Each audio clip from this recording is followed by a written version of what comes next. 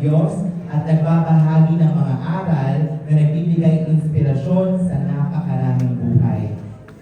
Ang ating pong speaker ngayong hapon na to ay aktibong naglilingkod sa Jesus Reigns Ministry Church sa Silang Cavite po, kung saan siya ay patuloy na nagsasagawa ng mga outreach at speaking engagements na nakatuon sa moral values, personal na pagbabago at paglago ng pananampalataya. Aking pong mga kapatid at kaibigan, sama-sama po natin salubungin at bigyan ng mainit na palakpakan ang ating paunahing tagapagsalita, Mr. Rodolfo Dominguez Quizon Jr.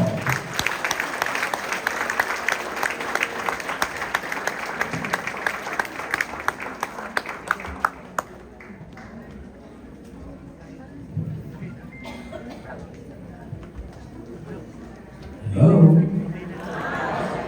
Hi. God is good. And all the time. Luma na yan. Kasi naging God is good, sasabihin nyo, grabe. Grabe ang Panginoon Diyos. God is good. Kalakpak para sa grabe ng Diyos. Masaya po ako naging kabahagi ng celebrate ang Bible Month. At natuwa po ako sa mga pranto. Bless po ako dito sa Mayor Monipos. Sana lahat ang hindi sa ganito.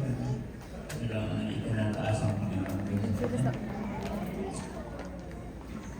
Kapag ba ang Diyos,